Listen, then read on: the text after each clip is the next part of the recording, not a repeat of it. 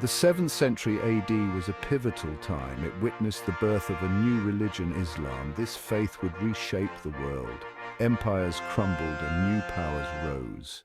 From the deserts of Arabia to the heartlands of ancient civilizations, change was in the air. Few periods in history can match the 7th century for sheer drama. In just a few decades, the map of the world was redrawn. The old order, seemingly immutable for centuries, was swept away. The rise of Islam was central to this transformation. It was a time of violence. Armies marched and clashed. Great cities fell, but it was also a time of intense religious fervor and intellectual creativity. From the ashes of the old world, a new one was born. This was a century that echoed through time. Its reverberations can still be felt today. To understand the world we live in, we must first understand the 7th century. The Arabian Peninsula, a vast expanse of desert and mountains. For centuries, it was a place of warring tribes. Life was harsh. Trade routes crisscrossed the region. These routes connected the Roman world with the East. Mecca was a bustling trading center. It was also home to the Kaaba. This ancient shrine attracted pilgrims from across Arabia. The Kaaba was a potent symbol of pre-Islamic Arabian religion. It would soon play a central role in the story of Islam. Life in pre-Islamic Arabia was governed by tribal customs and ancient traditions. Society was hierarchical. Power rested in the hands of tribal elders. Into this world, a prophet named Muhammad was born. The stage was set for a dramatic transformation. The arrival of Islam would shatter the old order and forge a new destiny for Arabia and the world beyond. Muhammad was born in Mecca around 570 AD. He was a thoughtful man, troubled by the injustices of his time. He retreated to a cave near Mecca to meditate. There he received revelations from God. These revelations formed the basis of the Quran. This holy book is the foundation of Islam. The Quran preaches a simple but powerful message. There is only one God, and Muhammad is his prophet. Islam challenged the traditional social order of Arabia. It preached equality and justice. It condemned the worship of idols. This message resonated with the poor and marginalized. Islam spread rapidly. It offered a message of hope and unity. Soon, a community of believers formed around Muhammad. They called themselves Muslims, meaning those who submit to God. In 622 AD, Muhammad and his followers migrated to Medina. This event, known as the Hijra, marks the beginning of the Islamic calendar. In Medina, Muhammad established the first Islamic state. After Muhammad's death in 632 AD, his followers elected Abu Bakr as their leader. Abu Bakr was the first caliph. The caliphate was both a religious and political entity. It aimed to spread Islam and rule according to Islamic law. Under the leadership of the first four caliphs, known as the rightly guided caliphs, the Islamic State expanded rapidly. The Muslim armies were inspired by their faith and eager to spread its message. The Islamic conquests were fueled by a number of factors: the zeal of the new converts, the weakness of their enemies, and the promise of booty and land. Within a century, the Islamic Caliphate stretched from Spain to India. Section 5, the Fall of Persia. The Sassanian Empire was one of the two great superpowers of the 7th century. It ruled over Persia and much of the Middle East, but, the Sassanian Empire was weakened by internal strife and years of war with the Byzantine Empire. The Muslim armies first clashed with the Sassanians in 633 AD. The Battle of Al-Qadisiyah, fought in 636 AD, proved decisive. The Sassanian army was routed. The Persian capital, Ctesiphon, fell to the Muslims. The conquest of Persia was a major turning point in Islamic history. It brought vast new territories and resources under Muslim control. It also marked the end of one of the world's oldest empires. The fall of the Sassanian Empire opened the way for further Muslim conquests in Central Asia.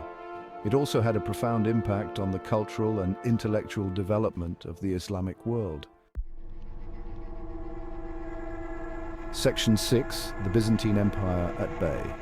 The Byzantine Empire, centered in Constantinople, was the other great superpower of the 7th century.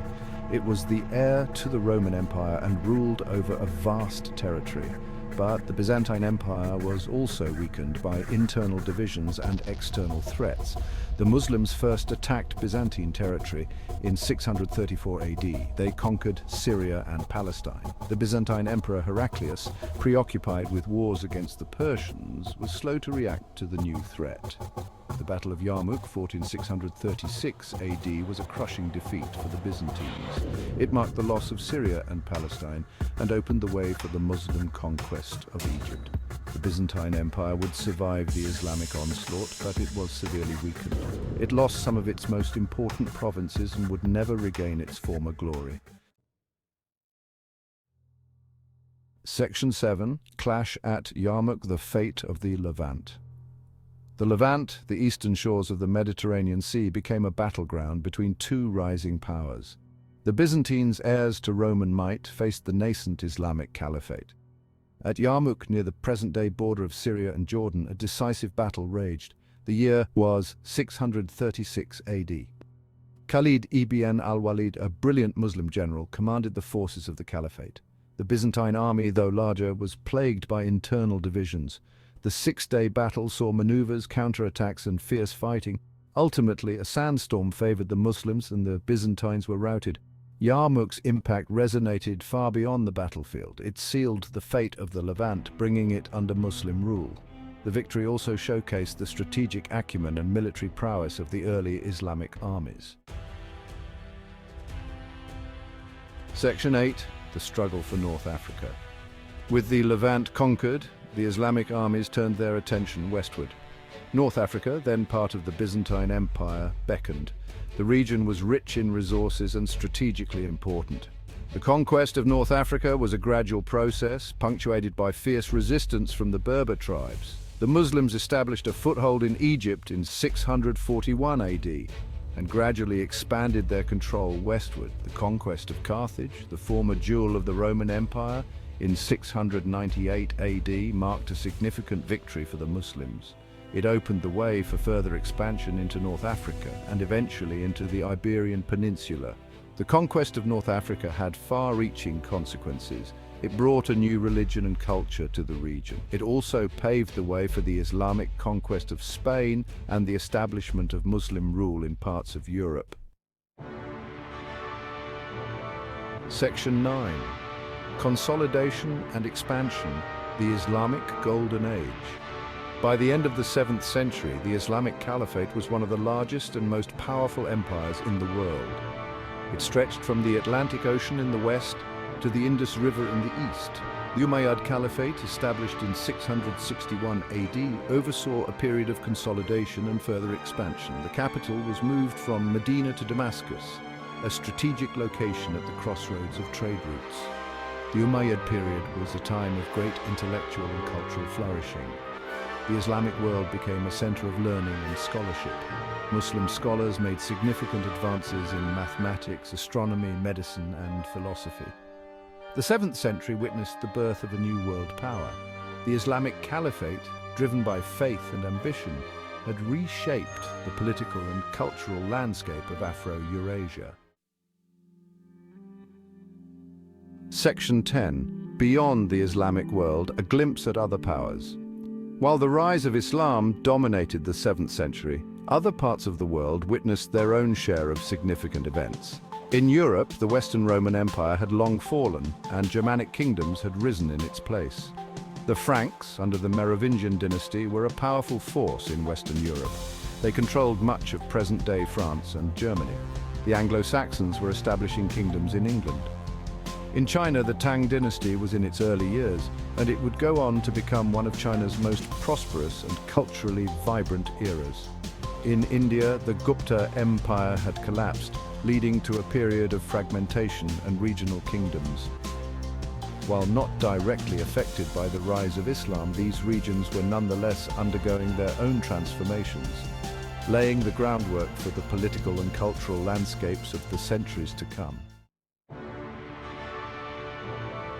Section 11. Legacy of the 7th century.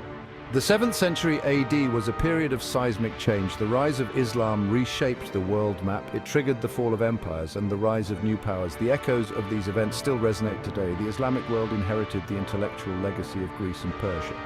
This sparked a golden age of Islamic scholarship. Advances in mathematics, astronomy, and medicine would later influence European thought. The 7th century also saw the spread of Islam across a vast region. From Spain to India, a new civilization emerged. It was a civilization rich in art, architecture, and literature. The 7th century reminds us that history is not linear.